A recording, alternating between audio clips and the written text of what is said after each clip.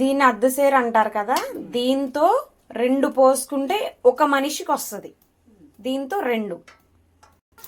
దాని తర్వాత ఇలా వాటర్లో పోసుకుని నీళ్ళు ఇలా పిండేసేసుకుని పక్కకు తీసుకోవాలి. ఇలాగ తీసుకుని నీళ్ళు లేకుండా ఇలాగ పిండేసేసుకోవాలి, నీళ్ళు లేకుండా. ముందుగా కడాయి పెట్టుకుని దాంట్లో తగినంత నూనె వేసుకోవాలి. కావాల్సిన పదార్థాలు: జీలకర్ర, ఆవాలు, పచ్చిమిరపకాయలు, కరివేపాకు, ఉల్లిపాయలు, పుట్నాల పప్పు పొడి చేసుకోవాలి. మిక్సీలో ఇలా పుట్నాల పప్పు పోసుకుని ఇలా పొడి చేసుకోవాలి. ఇలాగా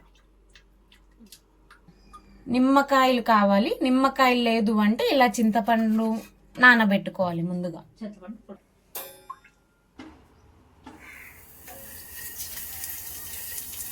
ఇదిగో ముందుగా నూనె వేగాక ఇలాగా జీలకర్ర, ఆవాలు వేసేసుకోవాలి.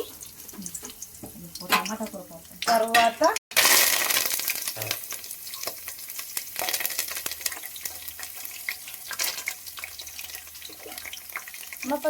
కరివేపాకు వేసుకున్న తర్వాత పచ్చిమిరపకాయలు ఇలా వేసుకుని కలుపుకోవాలి కొంచెం ఏగే వరకు. ఇందాక మనం కట్ చేసుకుని పెట్టుకున్నాం కదా, ఆ ఉల్లిపాయలు వేసేసుకోవాలి. చిన్న చిన్నగా ముక్కలు కోసుకున్నాము. టమాటా అది కూడా ఉల్లిపాయలు వేగే వరకు ఒకసారి మళ్ళీ కలుపుకోవాలి. ఇలా ఉల్లిపాయలన్నీ వేగిన తర్వాత ఇలా చింతపండు రసం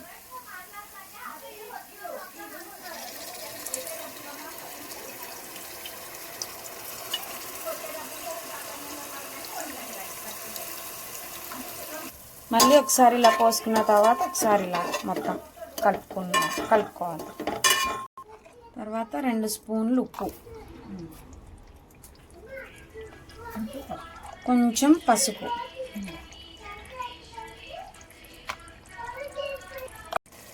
ఇలా మొత్తం మగ్గిన తర్వాత మనం మరమరాలు వేసుకోవాలి. ముందుగా ఇందాక వాటర్లో నానబెట్టి తీసిందిగా ఆ మరమరాలు.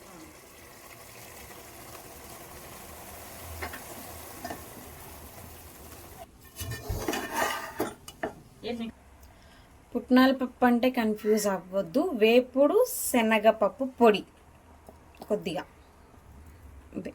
వేసుకోవాలి.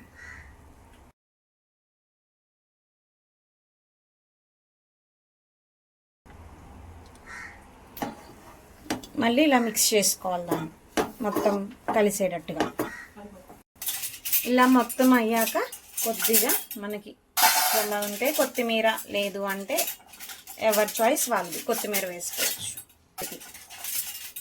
దీంతో పాటు మిరపకాయ బజ్జీ కాంబినేషన్ ఉంటే టేస్ట్ అదిరిపోయింది. కర్ణాటక ఫేమస్ మరమరాలతో వగ్గాని రెడీ.